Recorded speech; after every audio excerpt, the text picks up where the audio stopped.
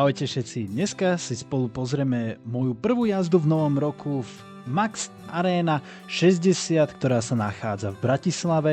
Môj prvý tréning začíname na totálne zmrznutej zeme a hlavne na zmrznutej motokáre, keďže je to druhá jazda a za ten celý deň tam nikto neprišiel a ideme vyskúšať si ju teda my. Dopredu hovorím, že naša dráha sa extrémne šmíka, nebolo to príjemné, lebo väčšinu času sme zvyknutí, že tá motokára je už zohriatá, gumy sú zohriaté, hlavne tá trať je zohriatá, vieme chytiť pekne ideálnu stopu, ale keď je takto zmrznuté, ťažko sa chytá ideálna stopa a ako môžeme vidieť, ťahalo ma to, šmíkal som sa, nebolo to moc príjemné. Ale tak, treba skúšať nové veci, treba vyskúšať si aj takúto jazdu kvôli tomu, že keď prídeme do závodu, nevieme, čo nás môže čakať a preto je najlepšie sa pripraviť aj na to, čo by sme nechceli. Tunak začínam druhú jazdu, zohrievam si gumy, idem vpravo, vľavo, aby som si ich zohrel na nejakú určitú teplotu, aby proste mi to držalo a držím sa pri tej ideálnej stope tak, že aby ma to neklzalo, nešmíkalo sa mi to, aby som sa tam udržal a šmykol som ten zadok tak, ako chcem. Tunak vidíme pomalšieho jazdca, ktorý vyšiel z tej stopy, zabočil zle a ja ho predbieham.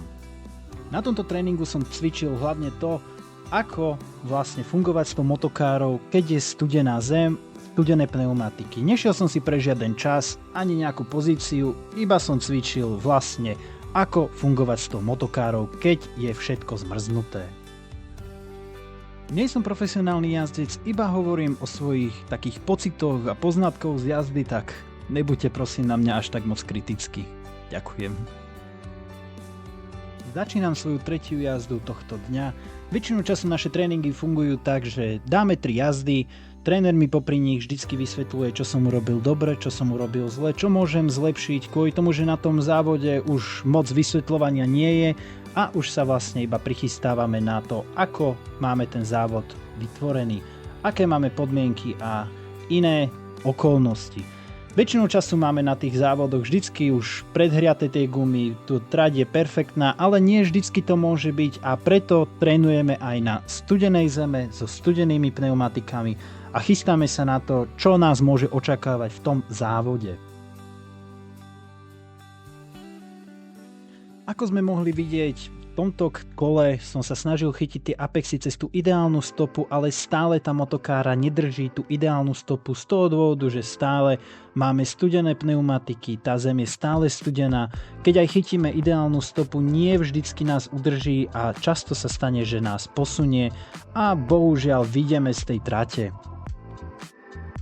Keď sa nám stane na trati nejaký incident ako teraz, ja som pribrzdil, pridal plyn, idem ďalej, získavam náskok nad inými jazdcami, ktorý je niekedy v sekundách, ale väčšinu času iba v pár stotinách.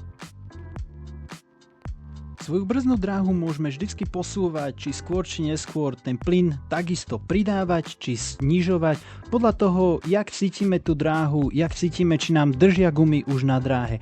Ak nám nedržia, posunieme brznú dráhu, pridáme plyn neskôr a snažíme sa čo najviac optimálne držať si tú cestu. Keď už máme zohriate tie gumy, držíme sa pri bariérach, snažíme sa chytať ideálnu stopu, približujeme sa k apexom a zrýchlujeme tú jazdu.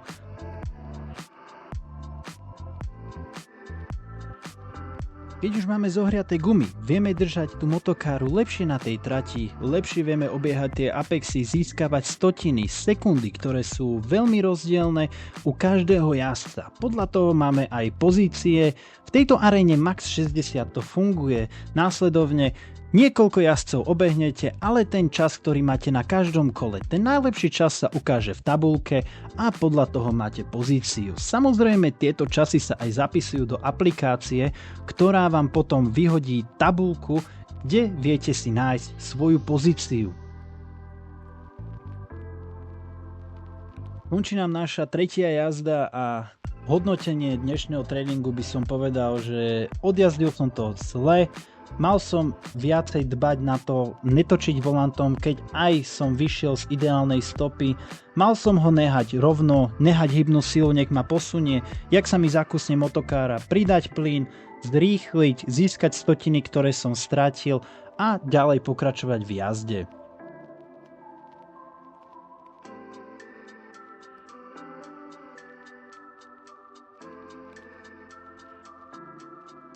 Ale napriek tomu by som povedal, že bol to prospešný deň, vyskúšali sme si niečo nové, podmienky, ktoré nie vždycky budú ideálne, skúsiť to aj s tou studenou motokárou, studenou zemou, vyskúšať si, aké je to, keď viacej sa klžem, viacej sa hrajem s tým plynom a brzdou, pripravujem sa aj na podmienky, ktoré nie sú ideálne a jediné, čo ti poviem pri konci je, ďakujem, že si pozrel toto video, daj like, daj odber a vidíme sa u ďalšieho videa.